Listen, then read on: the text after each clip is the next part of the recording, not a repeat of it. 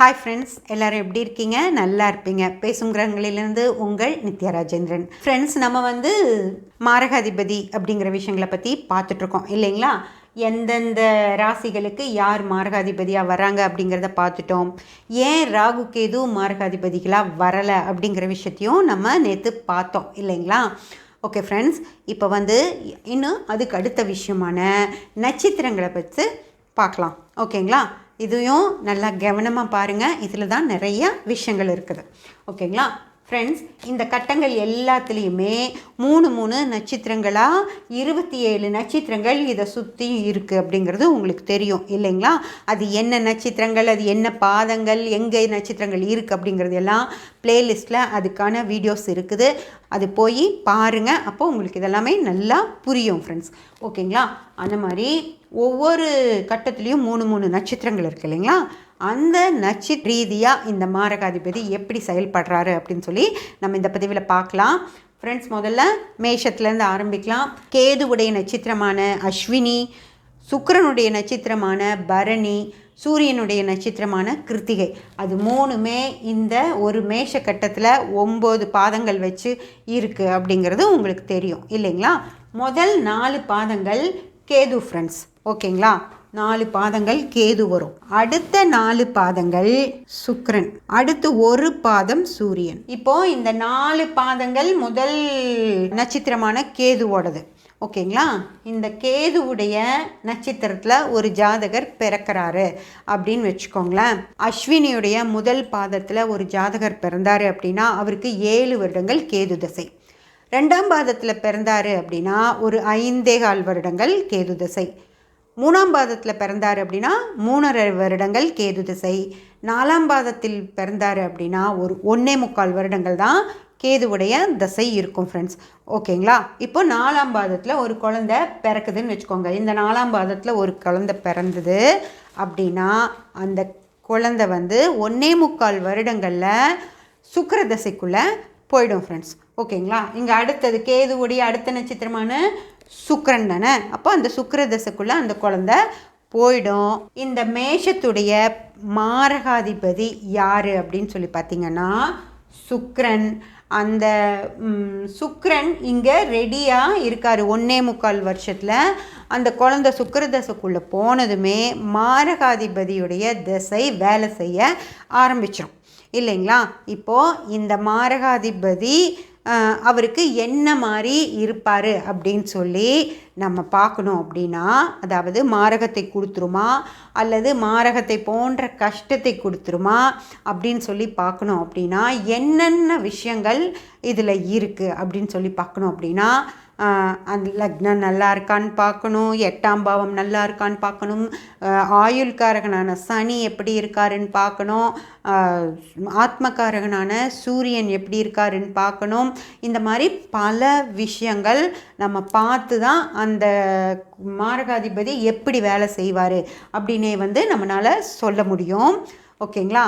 இப்போது இது போக இன்னும் குரு பார்வை இருக்கா, திரிகோணத்தில் அந்த கிரகம் இருக்கா, கேந்திரத்தில் இருக்குதா, அந்த குருவோட சேர்ந்த சந்திரனோட இருக்குதா, இல்லை வேறு சுப கிரகங்களோட இருக்கா, இல்லை பாவ கிரகங்களோட இருக்கா, இன்னும் அவ்வளோ ஒரு விஷயத்தை நம்ம பாரம்பரியத்தில் கண்டுபிடிக்கிறதுக்கு ஒரு 25லேருந்து 40 டூல் வரைக்கும் இருக்கும் ஃப்ரெண்ட்ஸ். அவ்வளோ விஷயங்களையும் நம்ம பார்த்து அதுக்கப்புறம் தான் இந்த கேதுவிலிருந்து சுக்கிரனுக்குள்ளே ஒரு குழந்தை அந்த ஜாதகர் போகிறாரு அப்படின்னா அந்த சுக்கிரன் இந்த மாரகத்தை செய்யுமா செய்யாதா அப்படின்னு நம்ம கண்டுபிடிக்கணுன்னாலே ஒரு 25 டூலாவது நம்ம யூஸ் பண்ணால் தான் அந்த விஷயத்தை கண்டுபிடிக்க முடியும். நீங்கள் நல்லா யோசிச்சு பாருங்கள். ஒரு ஜோதிடருக்கு முன்னாடி போய் நம்ம உட்கார்றோம் அப்படின்னா அவர் ஒரு 10 நிமிஷம் மீறி போனால் ஒரு 15 நிமிஷத்தில் நமக்கு பலன் சொல்ல ஆரம்பிச்சிருவார். அப்படி ஆரம்பிக்கிறப்போ ஒரே ஒரு விஷயந்தான், முதல் விஷயமே மேஷத்தில் கேதுவுடைய நட்சத்திரத்தில் பிறந்த ஒரு ஜாதகர் ஒரு 7 வருடத்துக்குள்ளேயே இந்த சுக்கிர தசைக்குள்ளே போவார். அந்த சுக்கிரன் தான் இங்கே மாரகாதிபதியாகவே வர்றாரு. அப்படின்னா அவருக்கு மாரகத்தை செய்யுமா செய்யாதா அப்படின்னு சொல்கிறதுக்கே ஒரு 25 இதை பார்க்கணும் அவங்க. அவ்வளவு விஷயங்கள் அதில் இருக்குது. அப்படி ஒவ்வொரு ஜாதகத்தையும் அவ்வளோ டைம் எடுத்து அவங்க பார்க்குறாங்களா அப்படிங்கிற ஒரு விஷயத்த நீங்கள் நல்லா யோசிச்சு பாருங்கள். ஓகேங்களா? இப்போ மாரகத்தை போன்ற கஷ்டத்தை கொடுக்கும், மாரகத்தை வேணால் கொடுக்காது அப்படின்னு வச்சுக்கலாம். மாரகத்தை போன்ற கஷ்டத்தை கொடுக்கும் அப்படின்னு சொல்கிறீங்கள, அப்போ மாரகத்தை போன்ற கஷ்டம் என்ன? அந்த குழந்தைக்கு உடல்நிலை சரியில்லாமல் போயிடுமா, இல்லை அந்த குழந்தைக்கு ஒரு அப்பா அம்மாவுக்கு ஏதாவது, ஏன்னா அந்த சின்ன குழந்தைக்கு அப்பா அம்மாவுக்கு ஒரு பிரச்சனை வந்தது அப்படின்னா அந்த குழந்தையும் சேர்ந்து பாதிக்கும் இல்லைங்களா? அப்போ அந்த மாதிரி ஏதாவது ஒரு பிரச்சனைகளை கொடுத்துருமா அப்படின்னு சொல்லி பார்க்கணும். அப்படின்னா உடல்நிலையை பார்க்கணும், அப்படின்னா செவ்வாய் பார்க்கணும், அப்பா அம்மாவை பற்றி பார்க்கணுன்னா சூரியன் சந்திரன் பற்றி பார்க்கணும். அந்த மாதிரி ஒரு விஷயம் இல்லை, பல விஷயங்களை பார்க்கணும் ஃப்ரெண்ட்ஸ். ஓகேங்களா? அதனால் மாரகாதிபதி அப்படின்னு சொல்லி நம்ம ஒரு கிரகத்தை, இந்த கிரகத்தை முடிவு பண்ணிட்டோம் அப்படின்னா அந்த கிரகத்துடைய தசாபுத்தி காலங்கள் எப்போ வந்தாலும் நம்ம அந்த விஷயங்கள் மொத்தத்தையும் பார்த்துக்கிட்டே தான் இருக்கணும் இல்லைங்களா? அந்த மாதிரி இப்போது ஜோதிட நிலை அப்படி பார்க்குற மாதிரி இருக்கா அப்படின்னு சொல்லி நல்லா யோசனை பண்ணி பாருங்கள். அப்போது அவங்களால எப்படி சரியாக ஒரு விஷயத்தை கணித்து சொல்ல முடியும் அப்படின்னு யோசனை பண்ணி பாருங்கள் ஃப்ரெண்ட்ஸ்.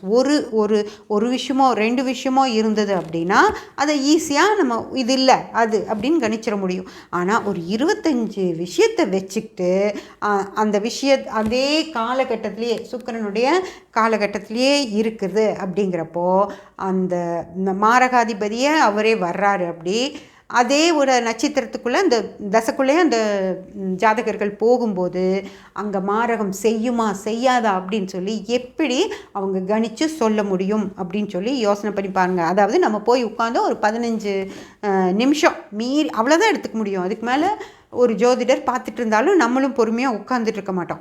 அப்போது டக்குன்னு ஒரு முடிவு பண்ண முடியலன்னா அவங்க என்ன சொல்லுவாங்க, அவங்களுக்கு அப்போ என்ன தோணுதோ அந்த மாதிரி ஒரு விஷயத்த சொல்லி அனுப்பிடுவாங்க. அதுக்கப்புறம் நம்ம அந்த அவங்க சரியாக நடந்துருச்சு, அவர் சொன்னது மாதிரி நடந்துருச்சு அப்படின்னா நம்ம அது சரின்னு எடுத்துக்குவோம். அவர் சொன்னதுக்கு மாறி ஏதாவது நடந்துருச்சு அப்படின்னா அவங்க தப்பு, ஜோதிடர்கள் தப்பு அப்படின்னு சொல்லி சொல்லுவோம் ஃப்ரெண்ட்ஸ். அந்த மாதிரி ஒரு விஷயம் நடக்கக்கூடாது அப்படின்னா இப்போது இதில் இல்லை, எல்லாத்துலேயுமே அந்த மாதிரி வரும். இங்கே பாருங்கள், ஸ்திர ராசியில் சந்திரன் தான் மாரகாதிபதியாக வராரு. அதே சந்திரனுடைய ரோகிணி நட்சத்திரம் இங்கே 2வது நட்சத்திரமாக இருக்கும். இங்கே சூரியன் ஒரு பாதம், இங்கே 3 பாதம், சூரியனுடைய 3 பாதங்கள் இங்கே இருக்கும் ஃப்ரெண்ட்ஸ். 1 2 3 சூரியனுடைய 3 பாதங்கள் முடிஞ்சதுமே திரும்பவும் சந்திரனுடைய ரோகிணி 4 பாதங்கள் இங்கே இருக்கும். ஓகேங்களா? இந்த ராசிக்கு மாரகாதிபதி யார்? சந்திரன். அப்போ சந்திரனுடைய ராசி இங்கேயே இருக்கும்போது இதில் ஒரு குழந்தை பிறந்திருந்தாலும் அதனுடைய 2வது தசையே அதுக்கு மாரகாதிபதி தசையாக நடக்குது அப்படின்னா அந்த குழந்தைக்கு கஷ்டம் அப்படிங்கிற பிரச்சனை படிப்பில் வரலாம், உடல்நிலையில் வரலாம், இல்லை இன்னும் ஏதோ ஒரு ஆக்சிடென்ட்ஸ் அந்த மாதிரி நடக்கலாம், ஏதோ ஒன்று நடக்கும் இல்லைங்களா? அப்போது மாரகாதிபதி இங்கே இருக்கார் அப்படின்னா அவருக்கு உடம்பு சரியில்லை, அந்த குழந்தைக்கு ஏதாவது ஹாஸ்பிட்டலில் கொண்டு போய் சேர்த்துருக்கோம், ஒரு ஆப்ரேஷன் பண்ணணும்னு சொல்லி ஒரு ஜோதிடர்கிட்ட போனீங்க அப்படின்னா மாரகாதிபதி தசை நடக்கும்போது அந்த ஜோதிடர் அவங்களுக்கு என்ன சொல்லுவார் அப்படின்னு சொல்லி யோசிச்சு பாருங்கள். அவருக்கு என்ன தோணும் அந்த நேரத்தில்? மிச்சம் இருக்க எல்லா விஷயங்களையும் சரியாக பார்த்துட்டு எல்லாரும் சரியான இதில் இருக்காங்கன்னு சொல்ல முடியாது. நல்ல படித்த நல்ல அனுபவம் இருக்கிற ஜோதிடர்களால் ஒன்று சொல்லிட முடியும். ஆனால் எல்லா ஜோதிடர்களாலையும் சிறப்பான ஒரு விஷயத்தை தான் சொல்ல முடியுமா அப்படின்னு சொல்லி யோசிச்சு பாருங்கள். ஒரு ஆப்ரேஷன் செய்யலாமா குழந்தைக்கு அப்படின்னு சொல்லி அவங்க கேட்குறப்போ மாரகாதிபதி திசை தான் நடக்குது, ஆப்ரேஷன் செஞ்சாலும் சரி வராதுன்னு ஒரு ஜோதிடர் சொல்லிட்டாரு அப்படின்னா அவங்க ஆப்ரேஷன் செய்யறதுன்னு முடிவெடுப்பாங்களா, செய்ய வேண்டான்னு சொல்லி முடிவெடுப்பாங்களா அப்படிங்கிற விஷயத்தையெல்லாம் நல்லா யோசனை பண்ணி பாருங்கள் ஃப்ரெண்ட்ஸ். அதாவது நான் சொல்ல வர்றது துல்லியம் அப்படிங்கிற நிலைக்கு இது பக்கத்துலேயே வரலை அப்படிங்கிறது தான் நான் சொல்கிறேன். ஒரு முறை அப்படின்னா அதில் துல்லியம் அப்படிங்கிற விஷயம் இருக்கணும் ஃப்ரெண்ட்ஸ். அப்படி துல்லியமாக இல்லை அப்படின்னா அதனால் கஷ்டப்பட போகிறது ஜோதிடர்கள் கிடையாது, அந்த ஜாதகர்கள் தான். அவங்கக்கிட்ட ஜாதகம் பார்க்க வர ஜாதகர்களுக்கு தான் தெளிவான ஒரு இது கிடைக்காததுனால தான் அது ஏதோ ஒன்று நடந்துடும் அங்கே இல்லைங்களா. ஒரு இடத்துல 50% நல்லபடியாக நடந்துடும், 50% தப்பான விஷயம் நடந்துடும். அந்த ஒரு வேளை அந்த ஆப்ரேஷன் பண்ணாமல் விட்டுட்டாங்க அப்படின்னா அந்த குழந்தைக்கு மரணம் வரக்கூட வாய்ப்பு இருக்குது. ஜோதிடரோட இதில் அது வேணால் சரின்னு வச்சுக்கலாம். ஆனால் அந்த ஜாதகர்களோட இடத்துலேருந்து பார்க்கும்போது ஜோதிடர் தப்பாக சொல்லிட்டாரு, நம்ம இப்படி பண்ணாததுனால இது மாதிரி ஆயிடுச்சு அப்படிங்கிற ஒரு மைண்ட் செட் தான் வரும்.